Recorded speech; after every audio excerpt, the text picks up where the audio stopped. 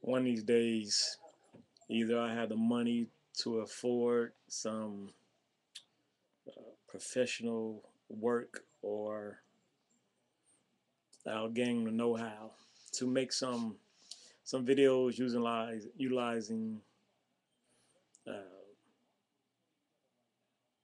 graphs and things of that nature out there to better explain and try to get you to understand my thoughts. But until then, I just can try the best I can to verbalize the things that are going on in my head. So I was thinking about a greatest conceivable being. A greatest conceivable being. What is the greatest conceivable being that you can think of, that can be thought of? For me, the greatest conceivable being will be one that, if it chose to create beings other than itself, beings that did not ask to be created, that in essence didn't need to be created, unless the need was there by way of the being lonely. But once again, my greatest conceivable being would never be lonely. It would just be happy within itself, or it wouldn't have any emotions. It wouldn't have any desires to create anything else. It would just, maybe the being itself would just be pure happiness and joy, and thus it would not be in want of anything, would not lack anything else. So, but anyway, if it did create some beings, then these beings that it created, it would create them within an existence that was pure joy and happiness. Of course, saying that, giving a task to someone to think of a greatest conceivable being, when you think about the term greatest, of course, that is subjective, and it's everybody's opinion on what is greatest. Some would say a being of pure love, um, and then creating existence of the beings within love. Um, is love, you have love and you have bliss, happiness, joy. Which more is more tangible? Would you rather be in love, or would you rather being in a mindset of bliss? Or are they the same? They could be the same, but I think ultimately they wouldn't be the same. But if you're going to choose one, which would it? Because then you say, if you're in love, what would you love? You have to love something. There have to be something else outside of yourself, unless you were just in love with yourself, or that you felt the love of a being. So if it was just you and God, then you would feel the love for God, maybe the love of God.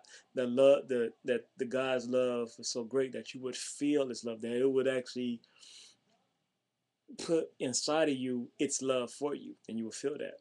Maybe that would bring you joy and happiness. So it just has some things to go to mind. So that got me thinking about the word being, greatest conceivable being. There is, and that's a being of a being, a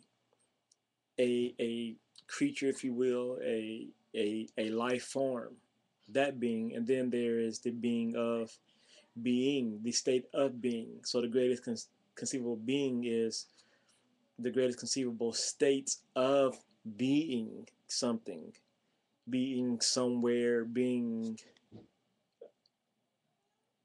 uh, a part of something. So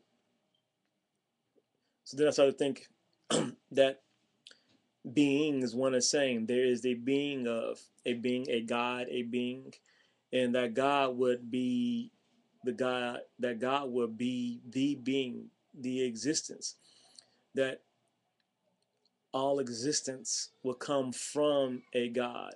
So all existence would be God.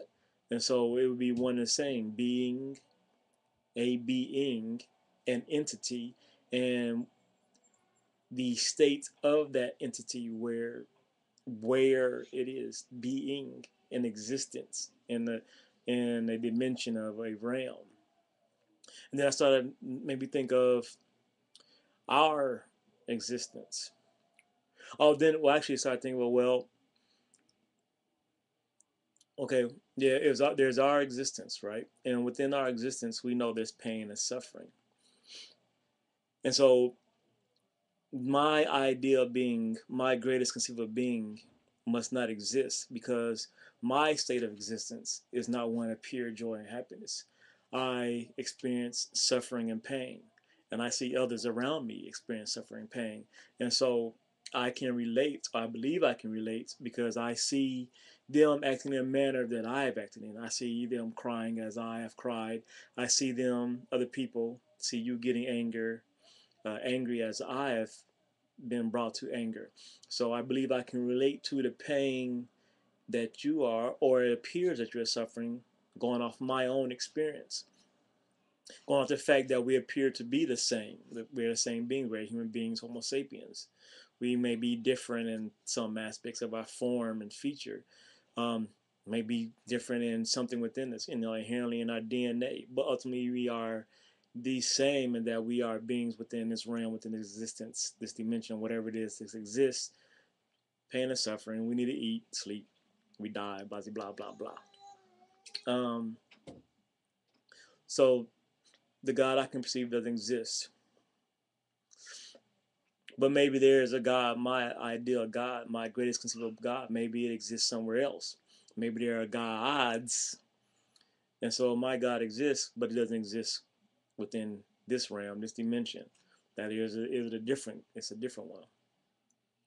But then even still then, once again, talking about my greatest conceivable God or being would be such that it wouldn't allow there to be other beings outside of it, or gods outside of it rather, to create an existence that would be less than my ideal.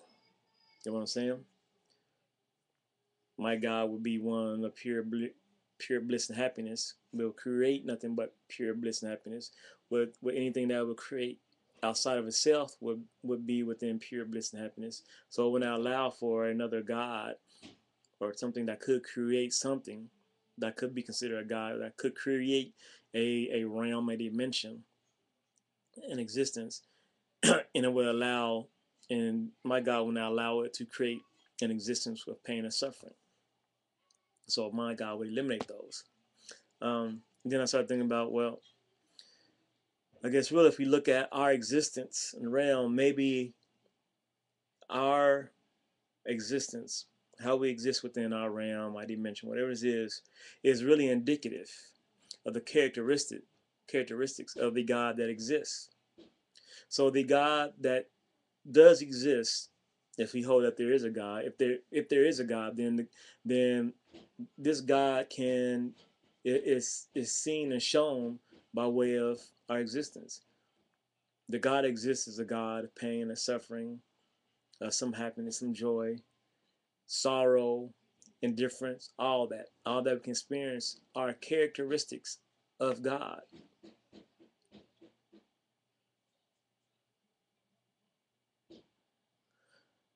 Um, and then from that, I started thinking about, well, I was thinking about what does that say about the God, and it would speak to a weakness of most people's God, most religions gods. It would speak to a weakness of their inability to bring us to a different state than we are currently in, that we are currently in now, that we have lived in the past, and that we can, that ultimately really we only can speak to now. We can create, we can have an idea of the future based off the past, and we can also create an idea of the future. Speaking of such things as when we die, we're going to heaven, but those are beliefs, and we really have nothing from the past or the present to make us true that make us think that that will be true in the future, that when we die, we will go to heaven, that there will be a place of pure happiness, or even a hell. Once again, I believe the best that we can perceive and pertain is from our experience of the past and of the present, is that there is the here and now, that we die as beings, and after that, we don't know. So, like I'm saying, it speaks. Our current existence may speak to the weakness of every God out there, except for my God, because our existence speaks of my God, which is truth, or speaks to the God, which I would say, which is truth. And will not speak to a weakness, but speaks to that which is truth. And within that truth, there is power.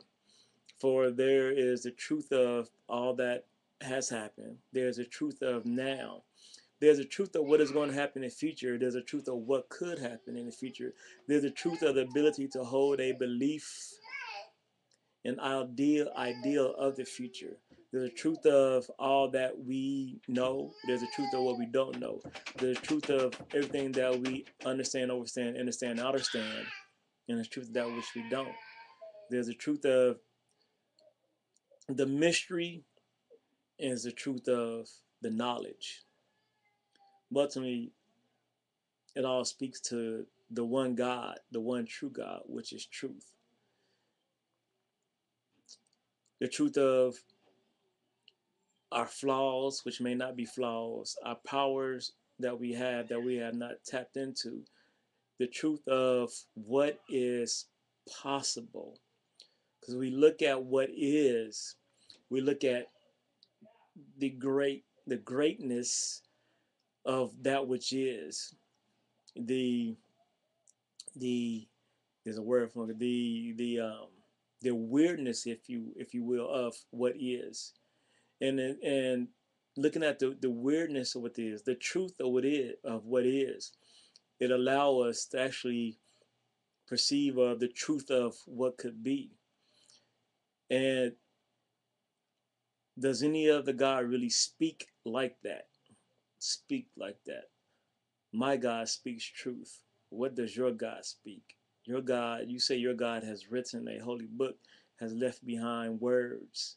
Words. My God speaks only one word, which is truth. Not words, one word, which is truth, which applies to all. My God answers all before anything can even be asked.